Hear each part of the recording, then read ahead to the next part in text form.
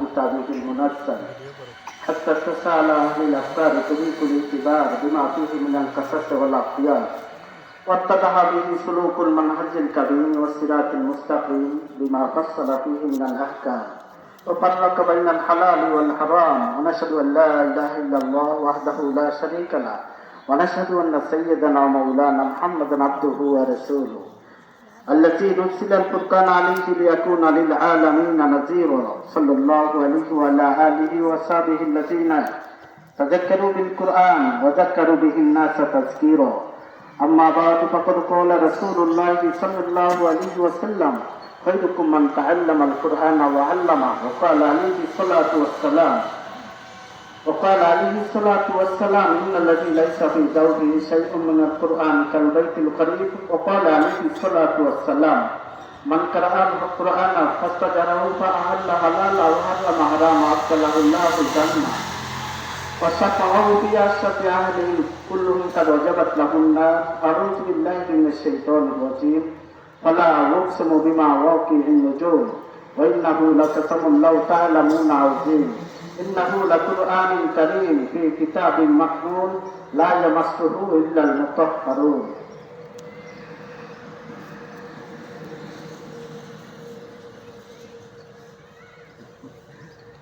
الحمد لله نستعينه واستغفره ونعوذ بالله من شرور أنفسنا من يهده الله فلا مضل له ومن يضلله فلا هادي له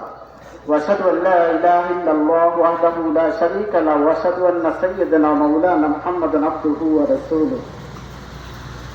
من يطع الله ورسوله فقد رشد ومن يعصيهما فانه لا يضر الا نفسه ولا يضر الله شيئا اعوذ بالله من الشيطان الرجيم ان الله وملائكته يصلون على النبي يا ايها الذين امنوا صلوا عليه وسلموا تسليما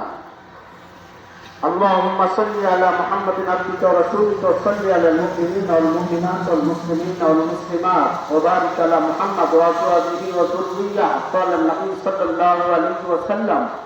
ارحم امتي بامتي ابو بكر وشتم في امر الله عمر وكتم حياء عثمان وعلي وفاطمه سيده نساء اهل الجنه والحسن والحسين سيد شباب اهل الجنه ورضي الله تعالى عنهم وأمسك وأسد الله وأسد رسوله اللهم كل لبى صالته مغفرة ظاهرة وباطنة لا تبادر جنبا الله في أصحابي لا تتخذهم غرضا من بعدي فمن أحبهم فبيبي أحبهم ومن أبغضهم فيبغضي أبغضهم وخير أمتك ثم الذين